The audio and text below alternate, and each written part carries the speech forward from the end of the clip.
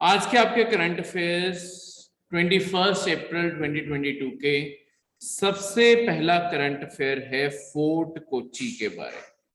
देखो, fort Kochi basically आपके जब पोर्चुगीज इंडिया आए थे ना, तो उन्होंने one of the main centres अपने इंडिया का जो बनाया था वो था आपका कोची का शहर, जो पड़ता है आज के मॉडर्न डे केरला में। ठीक है, यहां से वो अपने जितनी भी, देखो पोर्चुगीज इंडिया बेसिकली स्टार्टिंग में ट्रेड करने आए थे, बाद में धीरे धीरे उन्होंने इंडिया के अंदर सेटलमेंट्स भी बनानी शुरू कर दी थी। ठीक है, तो ये one of the main port था आपके पोर्चुगीज का, जहां से वो अपना सारा सामान यूरोप लेके जाते होते थे। ठीक है, इसलिए यहाँ पे उन्होंने एक किला भी बनाया था प्रॉपर। अब ये किला जैसे तुम इमेजिन करते हो, ये उतना बड़ा वैसे किला नहीं है कि स्टार्टिंग में जो आपके जैसे हम कई बार ब्रिटिश के भी फोर्ट्स पढ़ेंगे, इनके पढ़ेंगे फोर्ट, ये इंडियन किले वाली डेफिनेशन नहीं है इनकी। ये एक तरह से फोर्ट का मतलब इनके लिए होता है जहां से एडमिनिस्ट्रेशन चले। ठीक है, जहां पे एडमिनिस्ट्रेशन बैठती थी और जहां पे गोडाउन होता था, जहां पे सामान रखते थे। तो वो जो पूरा कॉम्प्लेक्स बन गया जहां पे कुछ, तो इस पूरे किले में क्या, एक साइड पे एडमिनिस्ट्रेशन चल रही है, ऑफिस बने हुए हैं, एक साइड पे आपके गोडाउन है जहां पे सारा सामान रखा है ट्रेड का, और एक साइड पे लोग रहने के लिए रेजिडेंट भी है। तो उन्हें आपके किले रेफर करते थे ये, इसी कारण इसे फोर्ट कोची नाम इसका आया। ठीक है, तो हाँ, तो बस ये आपके मेन चीज थी। ठीक है, बाकी यहाँ पे और भी कुछ इस टाइम पे पोर्ट रहे हैं, जैसे कोझिकोड का, कन्नूर का, कोल्लम का, और ये कोच्चि का तो हमने पढ़ा। ये सारे आपके कोझिकोड, कन्नूर, कोल्लम, ये सारे के सारे आपके केरला के अंदर पोर्ट्स थे। ठीक है, थोड़ी सी आपको पोर्चुगीज की इंडिया की सेटलमेंट और इंडिया के अंदर ही कैसे ऑपरेट करते थे उसके बारे भी थोड़ा सा मॉडर्न इंडिया का पर्सपेक्टिव बता दो। ठीक है, थोड़ा सा सब्जेक्टिव टच हो जाता है सारे करंट अफेयर्स को, तो एक सब्जेक्टिव टच दे दो। तो आपके जो पोर्चुगीज थे वो बेसिकली सबसे पहले पोर्चुगीज ही इंडिया आपके पहुंचे सारे के सारे देशों में से। ठीक है, सबसे पहला पर्सन जो इंडिया पहुंचा था समुद्र के रास्ते से, first European Vasco D gamma. Vasco D gamma first European था, वो एक पोर्चुगीज था जो इंडिया पहुंचा। अब जो पोर्चुगीज थे वो इंडिया के अंदर ना ज्यादा कामयाब नहीं हो पाया। अगर तुम इनकी सेटलमेंट देखोगे ना, इनकी सेटलमेंट बहुत ही लिमिटेड सी हैं। ठीक है, आपके गोवा, दादर एंड नगर हवेली और ये कुछ कोची जैसे एरियाज, बस यहीं पे ये लोकेटेड रहे। ज्यादा इंडिया के अंदर ये अपना एम्पायर फैला नहीं पाए। इनके एम्पायर ना फैला पाने के ना कारण थे कि इंडिया के अंदर ना बहुत ज्यादा अनपॉपुलर लोग थे। इन्हें ज्यादातर इंडियन पॉपुलेशन पसंद नहीं करती थी, दो चीजों के कारण। देखो, मॉडर्न इंडिया में बहुत सारी किताबों में ये चीज लिखी नहीं होती, पर ये अपने आप को चाहे किताबों में लिख दिया होता कि पोर्चुगीज ओरिजिनली ट्रेडर्स थे, ट्रेड भी करते थे ये, पर ये ज्यादातर जितने भी थे ना, ये पायरेट्स का काम भी करते थे, ये लुटेरे भी थे। तो ये क्या करते थे, इनके पास समुद्री जहाज थे, कोई भी और मर्चेंट जा रहा है अपना सामान लेके, ये उसकी शिप को घेरते थे, सारा सामान लूट लेते थे और उसकी शिप को डुबा देते थे। तो ऐसे बहुत सारे इंडियन मर्चेंट्स की जो शिप्स थी उन्हें भी लूटा इन्होंने। तो ऑब्वियसली वो मर्चेंट जब वापस आते थे, अगर बच बचा गए और वापस आ गए, तो वो आके बताते थे कि ये किस तरीके से लुटेरे हैं या इन्होंने हमारी शिप्स लूटी है। ये जो अकाउंट्स थे, इसके कारण आपकी इंडिया के अंदर मर्चेंट या ट्रेडिंग कम्युनिटी के अंदर पोर्चुगीज बदनाम हो गए थे। ट्रेडर्स इनसे ट्रेड नहीं करना चाहते थे ज्यादा, क्योंकि उन्हें पता था कि ये लुटेरे ही हैं, इनसे ट्रेड कर रहे हैं, कोई फायदा नहीं। दूसरा, इनका अनपॉपुलर होने का कारण है, देखो ब्रिटिश, फ्रेंच, इन सब में जो सबसे बड़ा फर्क था ना, पोर्चुगीज की इंडिया के अंदर कॉलोनी बनाने की जो पॉलिसी थी, इनका जो कॉलोनियल रूल चलाने का तरीका था, इनका जो कॉलोनी बनाने का तरीका था, उसमें ये था कि जिस भी एरिया के अंदर तुम अपनी कॉलोनी बनाना चाहते हो ना, वहां पे तुम अपना कल्चर एनफोर्स करवाओ। अगर लोग तुम्हारे कल्चर में आगे, वो तुम्हारे साथ अपने आप ही जुड़े रहेंगे। तो कल्चर का मतलब बहुत स्ट्रिक्टली रिलीजन जो आपका है वो करवाओ। तो क्रिश्चियनिटी इंडिया के अंदर फैलाई इन्होंने, ठीक है। उसके बाद अपनी लैंग्वेजेस में एजुकेशन दो, ठीक है। अपने ही फेस्टिवल्स मनाने दो, कोई और फेस्टिवल्स ना मना पाए वो। ऐसे बहुत स्ट्रिक्टली इन्होंने इंडिया के अंदर कुछ पॉलिसीज अप्लाई की, जिसके कारण हुआ क्या कि इंडिया के अंदर ऑब्वियसली जब रिलीजियस कन्वर्जन और ये सारी बात हो रही थी, तो आपके पोर्चुगीज को बहुत ही अनपॉपुलर माना गया, ठीक है। क्योंकि ये दो चीजें, मतलब रिलीजियस कन्वर्जन तो खासकर इंडिया में कभी भी पॉपुलर चीज नहीं मानी जाती, जबरदस्ती लोगों को कन्वर्ट करना। तो इस कारण पोर्चुगीज ये दो चीजों के कारण इंडिया में बदनाम थे और कभी कामयाब नहीं हो पाए, ठीक है। तीसरी चीज बस जो इनके साथ हुई थी वो डायरेक्टली से रिगार्डिंग नहीं है। जब आपके ब्रिटिश इंडिया आए, ब्रिटिश के पास इनसे ज्यादा बेटर नेवी थी। देखो एक ना हम मॉडर्न इंडिया में चीज पढ़ते हैं, मैं यहाँ पे बता दूं, लेट्स सपोज कभी आपको प्रीलिम्स में क्वेश्चन आ जाए तो ऑब्वियसली करंट अफेयर में बता दूं। आपका ट्राइपार्टाइट स्ट्रगल क्या था? तीन पार्टीज इस चीज की कोशिश में लगे थे कि इंडियन वाटर्स को कौन कंट्रोल करेगा। क्योंकि जो भी आपके, जैसे यहाँ पे आपके अरेबियन सी पड़ता है इंडिया के साइड पे, ठीक है। ये एरिया को जो भी कंट्रोल करेगा, जो अरेबियन सी को कंट्रोल करेगा, वो यहाँ का सारा ट्रेड भी कंट्रोल करेगा। यहाँ पे तीन कंटेस्टिंग पार्टीज थी जो इस कंपटीशन में लगे हुए थे कि कौन कंट्रोल करेगा। यहां से जो ट्रेडर्स जो इंडिया में सबसे पहले आते रहे हैं वो थे अरब्स। अरब ट्रेडर्स एक टाइम पे इस पूरे पानी को कंट्रोल करते थे और इंडिया के अंदर वो ट्रेड करने आते थे, फिर वापस चले जाते थे। ये बहुत ही कॉमन रूट था, बहुत ही कन्वीनियंट रूट था। पर जब पोर्चुगीज आए, जब पोर्चुगीज आए आपके, पोर्चुगीज ने अरब्स क्या थे, अब अरब्स की भी प्रॉब्लम स्टार्टिंग में यही थी। अरब्स चाहते होते थे हमारी ना ट्रेड के अंदर मोनोपोली बनी रहे, इस ट्रेड के अंदर भी, ठीक है। मोनोपोली का मतलब होता है सिर्फ हम ही करें, कोई और ना करे।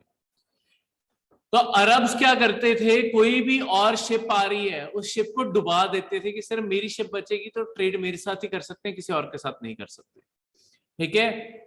उन्होंने स्टार्टिंग में पोर्चुगीज से पंगे लिए। अब पोर्चुगीज जो यूरोपियन नेवी थी ना, वो बेटर थी अरब से, इसलिए उन्होंने अपनी सारी नेवल पावर अरेबियन सी में घुसा दी, जिसके कारण अरब्स को फाइनली हारना पड़ा, मतलब अरब्स हार माननी पड़ी, अरब्स हार गए थे। फिर इस पूरे पानी को कंट्रोल करते थे आपके पोर्चुगीज। वो किसी, अब मोनोपोली इन्होंने बना ली, वो किसी और की शिप नहीं चलने देते, ये तो वैसे ही पायरेट थे, लुटेरे थे, तो कोई भी शिप जाती उसे लूट लेते और इस तरीके से अपना सारा काम चला रहे थे। इन्हें आके हराया आपके ब्रिटिश ने, जिनकी नेवी पोर्चुगीज से भी सुपीरियर थी। इस कारण पोर्चुगीज और ब्रिटिश की अरेबियन सी में बहुत लड़ाइयां हुई और फाइनली ब्रिटिश जीते इसमें और पोर्चुगीज को हार माननी पड़ी, ठीक है। तो ये सारा का सारा जितना स्ट्रगल है इसे ट्राइपार्टाइट स्ट्रगल कहते हैं। ये तीन पार्टीज समुंदर के कंट्रोल को लेके लड़ती रही, ठीक है, क्लियर है। तो इस तरीके से ये हम मॉडर्न इंडिया के टाइम पढ़ेंगे, बस एक जनरल कंटेक्स्ट करंट अफेयर में थोड़ा थोड़ा मिलता रहना चाहिए, तो उसके कंटेक्स्ट में मैंने ये चीज बताई है। सेकंड जो आपका करंट अफेयर है वो है स्पेस ब्रिक्स के बारे में। देखो लॉन्ग टर्म में हम जो चीज सोचते हैं वो यही सोचते हैं कि किस तरीके से हम जाके मार्स पे ह्यूमंस को सेटल कर सके। धीरे धीरे ह्यूमन रेस, जो हम सारे इंसान हैं, हम अपने आप को मल्टी प्लैनेट स्पीशीज बनाना चाहते हैं कि हम मल्टीपल प्लैनेट्स पे एग्जिस्ट करें, आपस में ट्रैवल कर सकें मल्टीपल प्लैनेट्स पे। उसके लिए जरूरी है कि वहां पे भी सेटलमेंट बने। पर अब प्रॉब्लम क्या है कि जो वहां पे जाके जो बिल्डिंग्स बनानी है, या तो सारा कंस्ट्रक्शन का सामान यहां से लेके जाओ, जो काफी भारी भी है और ले जाना मुश्किल है, इतना रॉकेट्स में कैपेसिटी, ऑब्वियसली उतना ही खर्चा बढ़ जाएगा। दूसरा तरीका है वहीं पे मटेरियल प्रोड्यूस करके हम चीजें बनाना शुरू करें। तो देखो अभी चाहे हम नहीं पहुंचे हैं पर हर चीज की हमने तैयारी करनी शुरू कर दी है, क्योंकि हमें एस्टिमेट है कि 2030 से पहले पहले हम कामयाब हो जाएंगे मार्स के ऊपर लैंडिंग करके पहली सेटलमेंट बनाने में। तो अगले 8 साल में तुम हिस्ट्री विटनेस करने वाले हो, जहां पे इंसान मार्स के ऊपर लैंड भी करेंगे। ठीक है, ऑब्वियसली जब पहली बार इंसान मून पे लैंड किए थे तब हम में से कोई नहीं एग्जिस्ट करता था, तो वो वाली हिस्ट्री तो हमने कभी देखी नहीं। ठीक है, पर ये अगली हिस्ट्री अगले 8 साल में आपको दिख जाएगी, इंसान मार्स के ऊपर लैंड करेंगे। ठीक है, तो अब आपके इसरो और इंडियन इंस्टीट्यूट ऑफ साइंस जो आपके बैंगलोर में है, IISc, इन दोनों ने मिलके स्पेस ब्रिक बनाई है मार्शियन सॉइल से। देखो मार्शियन सॉइल हमारे पास प्रॉपरली मार्स की सॉइल नहीं है, पर हम मार्स की सॉइल को स्टडी करके केमिकली तैयार कर लेते हैं वैसी मिट्टी। तो वैसी मिट्टी तैयार करके फिर हम क्या करते होते हैं, आपके ना लैब्स में तैयार हो जाती होती है मिट्टी। फिर जो भी चीजें हमने एक्सपेरिमेंट करनी है ना, हम उसके ऊपर कर पाते हैं। जैसे कोई भी रोवर भेजना है जो उसके ऊपर वहां पे व्हीकल्स भेजते हैं जो सर्वे करते हैं, जैसे नासा लगातार आपके रोवर्स भेजता रहता है, नासा की बहुत एक्टिव प्रेजेंस है रोवर्स की। रोवर होते हैं जो वहां पे चल भी सकते हैं, एक तरह से रोबोट हो गया, जो वहां पे टायर्स होंगे और प्रॉपर कार की तरह चलते हैं, और सारे के सारे कैमरास इंस्ट्रूमेंट सब कुछ उनके ऊपर लगा होता है, वो लगातार मेजरमेंट ले लेके अर्थ के ऊपर भेजते रहते हैं। तो अगर हमने पहले सॉइल पता है, हम उससे लेट्स सपोज रोवर कैसे कितने स्ट्रॉन्ग टायर चाहिए, क्या टायर धस तो नहीं जाएंगे इस मिट्टी में, हर चीज एक्सपेरिमेंट हम अर्थ के ऊपर करके फिर भेजते हैं उन्हें। उसके बाद आपके जो मार्स की मिट्टी है, इससे हमने अब क्या किया है, ईंटें कैसे बनानी है उसकी टेक्नोलॉजी इन्वेंट की है। तो इसमें किया क्या उन्होंने कि आपके एक मिक्सचर बनाया, स्लरी जिसे कहते हैं, मिक्सचर बना लिया आपके मार्शियन सॉइल को। ठीक है, गुआर गम जो आपकी गम है उससे मिक्स किया, गुआर की गम जो है उससे मिक्स किया, ये प्लांट बेस्ड गम है। ठीक है, तो आपकी मिट्टी ली, उसे गम से मिक्स किया, फिर उसके अंदर बैक्टीरिया डाला, स्पोरो सार्किना, ये बैक्टीरिया का नाम है स्पोरो सार्किना। ये बैक्टीरिया को इस मिक्सचर के अंदर डाला। ठीक है, आपके यूरिया डाला, निकल क्लोराइड डाला। ठीक है, ये उसका पूरा नाम ही, ये भी साइंटिफिक नेम है, कंटिन्यू है, पेस्ट्यूरी। ठीक है, तो यूरिया, निकल क्लोराइड, बैक्टीरिया, ग्वारगम और सॉइल, इन सारी चीजों का एक मिक्सचर तैयार किया और उसे एक मोल्ड के अंदर, मोल्ड होता है जो शेप देनी होती है, उसके अंदर भर के रख दिया। अब इसके अंदर होता क्या है, जब ये स्लरी सब कुछ रख दिया, जिस भी शेप में आपने रखना है बस उसमें रख दो, उसके बाद होगा क्या कि यहाँ पे जो बैक्टीरिया है ना, वो यूरिया खाना शुरू कर देता है। जब वो यूरिया खाना शुरू करता है, वो कैल्शियम कार्बोनेट प्रोड्यूस करता रहता है, जो ये सारा का सारा मिक्सचर है उसे हार्डन कर देता है, स्ट्रॉन्ग कर देता है। ठीक है, तो ईंटें इस तरीके से तैयार हो रही है। तो हमें मार्स पे जाके कोई भट्टी लगाने की जरूरत नहीं है, कोई उस तरीके का काम करने की जरूरत नहीं है, कोई क्लेन लगाने की जरूरत नहीं, भट्टी लगाने की जरूरत नहीं है। हम केमिकली ईंटें भी तैयार कर सकते हैं बैक्टीरिया को यूज करके। ठीक है, तो हमें सिर्फ अपने साथ ग्वार गम जैसी चीजें लेके जानी है, बैक्टीरिया लेके जाना है, यूरिया लेके जाना है, बाकी मिट्टी वहीं पे मिल जाएगी। तो हम ये सारी चीजें तैयार करके वहां पे ईंटें बनाना शुरू कर सकेंगे और स्ट्रक्चर्स, आपके सबसे पहले स्ट्रक्चर्स वहां पे खड़े होने शुरू हो सकते हैं। ठीक है, उसके बाद देखो, जब भी कैल्शियम कार्बोनेट आपकी इन चीजों में मिक्स होता है ना, वो हमेशा आपकी ईंटों को एक प्रॉपर्टी और देता है कि वो पोरस नहीं रहती। पोरस का मतलब है, जैसे आपने देखा होगा कि घर पे सलाब आ जाती है, सीलन आ जाती है, ठीक है, मॉइस्चर आ जाता है ना दीवारों के अंदर, फिर पेंट उखड़ने लग जाते हैं, ये सब कुछ वो यही होता है। क्योंकि जो आपकी ईंटें हैं, अगर वो पानी कैच करती हैं तो वो आगे जितना पानी एब्जॉर्ब करती जाएंगी वो उतनी ही कमजोर भी पड़ती जाती हैं, और आगे वही सीपन आपकी दीवारों में दिखती भी है। अगर आपकी ईंटें ऐसी होंगी जो पोरस नहीं होंगी। पोरस का मतलब होता है जो पानी को अपने थ्रू पास नहीं होने देती। तो अपने आप आपकी कभी भी दीवारों में सीलन नहीं आएगी, इन सारी चीजों की प्रॉब्लम नहीं है। ठीक है, तो ये इसका ये भी फायदा है। इसके कारण आपको एक और चीज भी बता दूं, आज जो हम यहाँ अर्थ के ऊपर ईंटें यूज करते हैं उसके ऊपर भी ऐसा एक यूनिक चीज है। हमने ना अपना एक बहुत ही बड़ा पोल्यूशन का कारण सॉल्व कर लिया। कौन सा पोल्यूशन? देखो, हमारे जितने भी आपके थर्मल पावर प्लांट चलते हैं ना, वो धुआं प्रोड्यूस करते हैं, धुएं के साथ में वो प्रोड्यूस करते हैं ऐश, राख प्रोड्यूस करते हैं ना, क्योंकि कोयला चल रहा है, कोयला जलेगा तो ऐश तोड़ेगी। हम क्या करते हैं, यहाँ पे ना फिल्टर लगा देते हैं। फिल्टर इस ऐश को यहाँ यहीं पे कैच करके रख लेती है, ये सारी ऐश यहाँ पे इकट्ठी हो जाती है। अब ये ऐश अपने आप में तो पोल्यूशन ही था। अगर कहीं इन्वायरमेंट में कहीं पे भी रिलीज करोगे, चाहे किसी मिट्टी पे गिर दिया, चाहे हवा में छोड़ दिया, पोल्यूशन तो पोल्यूशन ही है। पर इसका हमने पॉजिटिव यूज ये किया है कि अब ये हम सप्लाई कर देते हैं आपके ब्रिक्स की मार्केट को। ये जब ब्रिक्स की मार्केट को सप्लाई किया जाता है, ब्रिक्स आपकी ना ग्रे कलर की अब ब्रिक्स आती हैं कई, उनके अंदर ये मिक्स हुआ होता है ऐश, ग्रे कलर की ब्रिक्स आती है। वो जो आपकी फ्लाई ऐश ब्रिक्स उन्हें कहते हैं, ये फ्लाई ऐश होगी ना, नहीं तो उड़ जाना था इसने। ठीक है, फ्लाई ऐश ब्रिक्स जो आपकी बन गई, ये बहुत बेहतरीन मानी जाती हैं अब बिल्डिंग्स बनाने के लिए, क्योंकि एक तो ये बिल्डिंग को पहले से कम गर्म होने देती हैं, तो आपकी बिल्डिंग अंदर से ज्यादा ठंडी रहती है। ठीक है, दूसरा इनके अंदर से पानी नहीं पास हो पाता, तो ये भी सीलन और ये सारी चीजें नहीं आने देती, जितनी भी सीपेज है उसे नहीं आने देती। तो ये ऐसी सारी चीजों से भी बिल्डिंग को बचा के रखती है। ठीक है, तो हमारा एक पोल्यूशन का जो प्रॉब्लम थी उससे हमने ये बताती है। तो कभी आपको पेपर में क्वेश्चन आ जाए कि फ्लाई ऐश आपकी किस तरीके से बेनिफिट कर सकती है, तो याद रखना ईंटें बनाने में हम उनका बेनिफिट कर रहे हैं, या बिल्डिंग्स को ठंडा रखने में, ये सब कुछ, मतलब ये ईंटें बन रही हैं उससे ये सब कुछ हो रहा है। सॉरी, क्लियर है यहां तक? कोई भी डाउट? तो ये है आपकी स्पेस ब्रिक्स के बारे में।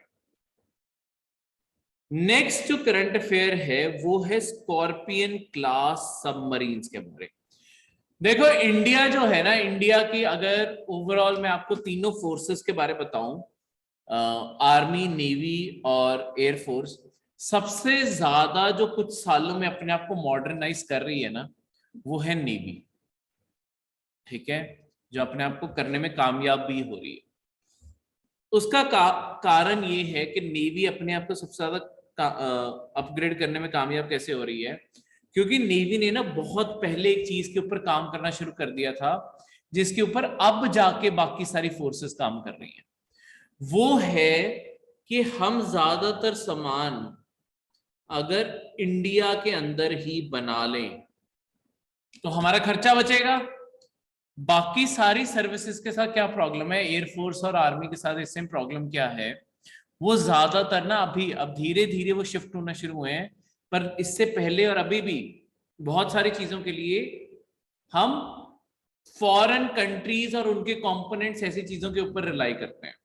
जैसे आपके फाइटर एयरक्राफ्ट लगा लो, इंडिया के पास जो फाइटर एयरक्राफ्ट की पूरी रेंज है, या तो हमारे पास फ्रेंच मेड है, आपके चाहे रफाइल हो गए, मिराज 2000 वो भी हैं, वो फ्रांस से लिए हुए हैं। ठीक है, या आपके सोवियत यूनियन या रशिया के लिए हुए एयरक्राफ्ट्स हैं। ठीक है, जैसे कि आपके मिग्स हो गए, सुकोई हो गए, ये सारे के सारे आपके रशिया से लिए हुए हैं। ठीक है, या एस्टरवाइल सोवियत यूनियन से। अभी रिसेंटली हमने तेजस जैसे एयरक्राफ्ट अपनी फ्लीट में ऐड करने शुरू किए हैं। उसके अलावा पर और भी चीजों में देखोगे, जैसे ट्रांसपोर्ट प्लेन हो गए। इंडिया का सबसे बड़ा ट्रांसपोर्ट प्लेन कौन सा है? कई बार आसमान में देखा होगा,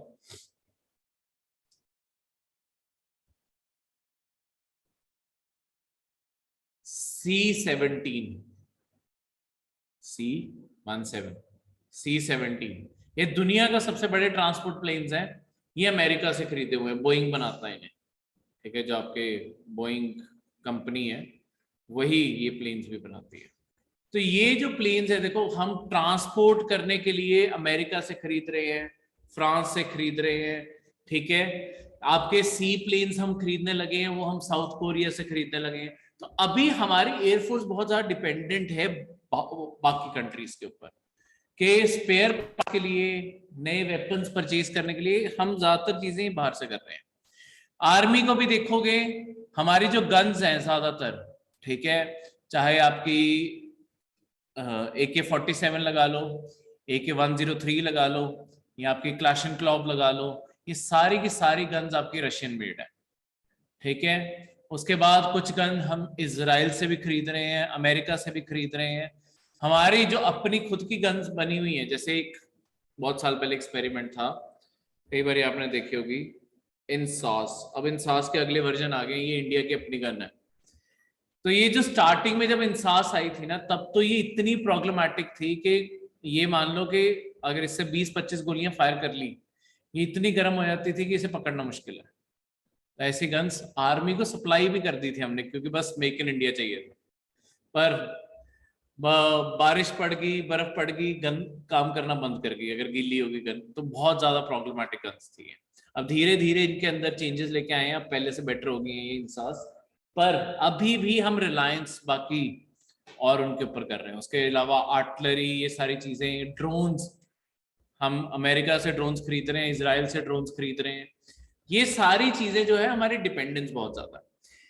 नेवी इन मामलों में ना, नेवी जितने भी नेवी के पास कंपोनेंट्स हैं, जितने भी नेवी के पास शिप्स हैं, कुछ भी है, नेवी ऑलमोस्ट 80% सामान इंडिया के अंदर ही बनाती है।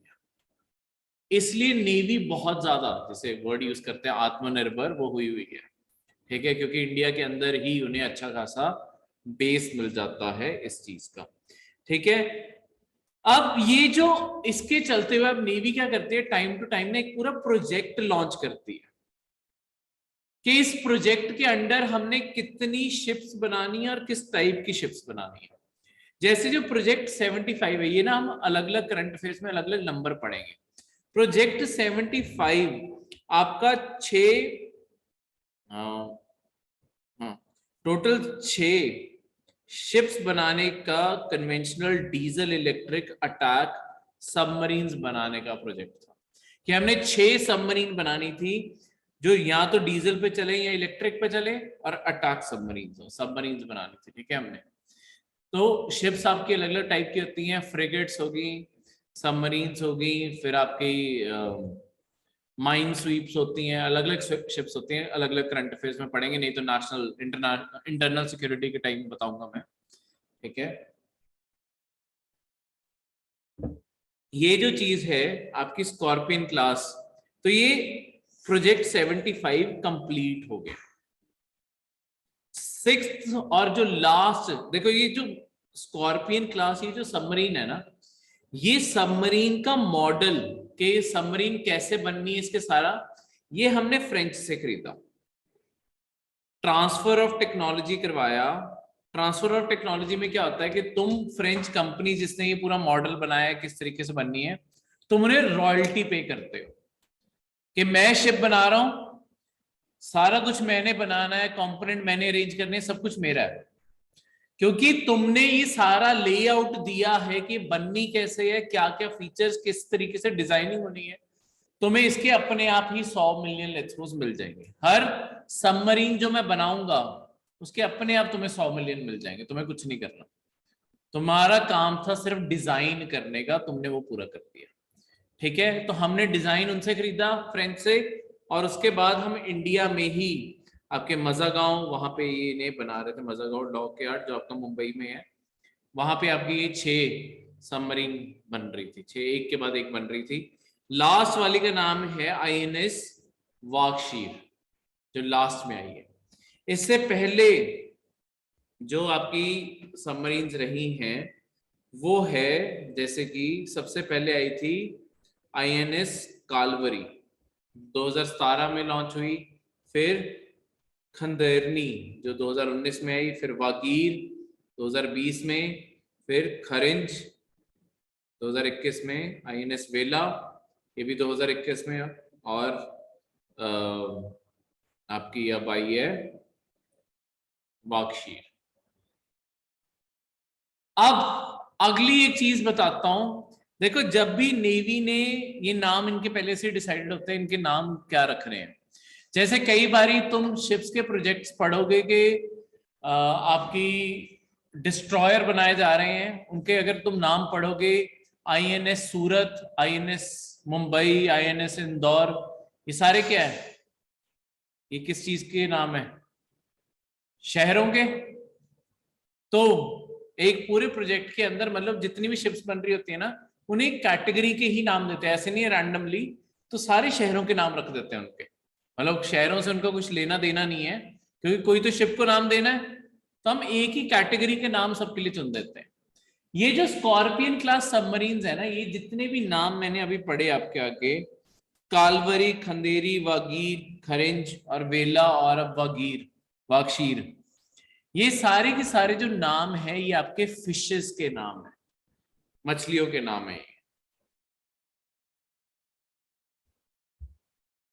ठीक है, तो इसलिए इसे याद रखना जरूरी है। ठीक है, तो कभी इनमें से लेट्स सपोज कोई एक रैंडम नाम आ जाए कि कालवरी है क्या, ठीक है, ये इन नामों को आईएनएस या कालवरी, खांदेरी, वगीर, खरिंज, ये इंडिया की सबमरीन्स हैं जिनका नाम कहां से इंस्पायर्ड है। ये सारी फिशेस हैं जो आपके इंडियन ओशन में मिलती हैं, तो इस कारण हमने इंडिया के आसपास के पानी में मिलती हैं, इसी कारण उन्हीं के नाम पे हमने अपने सबमरीन्स के नाम रख दिए। ठीक है, क्लियर है। वैसे तो काम नाम का सिर्फ आइडेंटिफिकेशन का है, पहचान हो सके कौन सी है, पर ये नाम में भी हमेशा होता है। ये और भी प्रोजेक्ट पढ़ेंगे, प्रोजेक्ट 17 अलग है, प्रोजेक्ट 18 अलग है, प्रोजेक्ट 75 अलग है। ठीक है, ये सारे अलग अलग नाम और आपको ये क्लासेस के साथ पढ़ने हैं। ठीक है, तो प्रोजेक्ट 75 याद रखना, ये था डीजल इलेक्ट्रिक अटैक सबमरीन्स का। ठीक है, इस तरीके से आपको पेपर में डायरेक्ट क्वेश्चन बनते होते हैं। क्लियर है, कोई भी डाउट। ये थे आपके आज के करंट